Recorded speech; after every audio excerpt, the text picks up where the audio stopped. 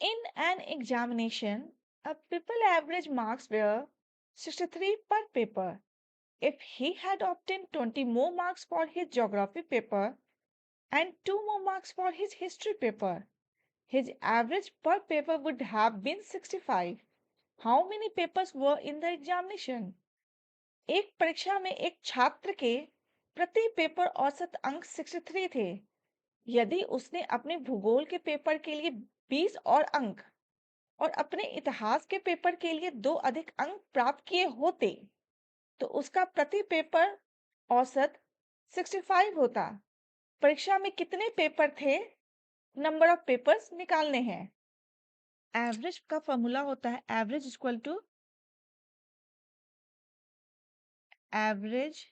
Equal to sum of observation divided by total number of observation. Sum of observation यहाँ पे क्या होगा? Total marks. Total marks और total number of observation क्या होगा? Number of papers. यहाँ पे एवरेज दिया हुआ है 63, एवरेज यहाँ 63 दिया हुआ है और नंबर ऑफ पेपर्स को अगर हम लोग n मान लेते हैं, late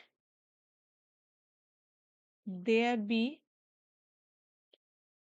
n numbers of paper,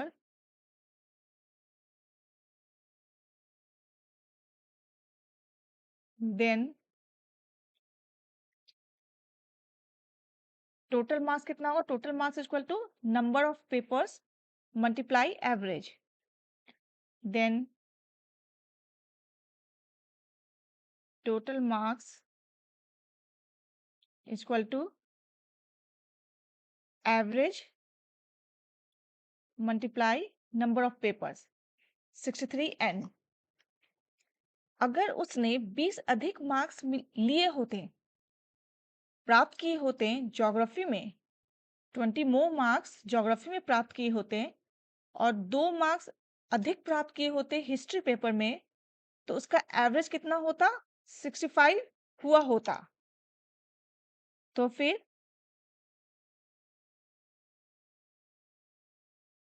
total marks with increased average कितना होगा?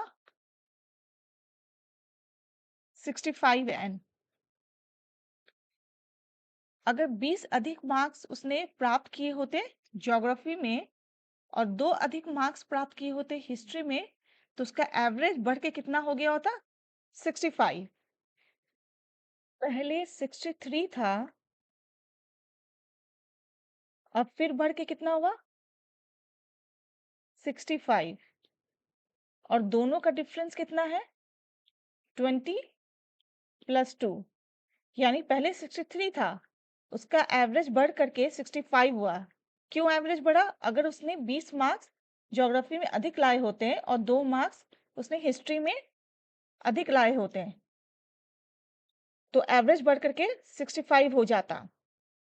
इसलिए दोनों का डिफरेंस 20 प्लस 2 होगा। इसको सॉल्व करते हैं।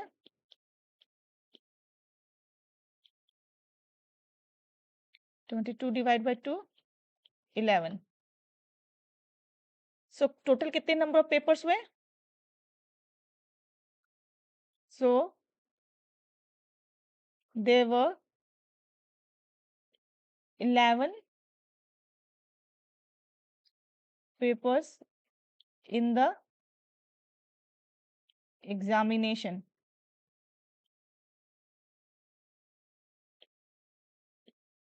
ये आंसर हुआ।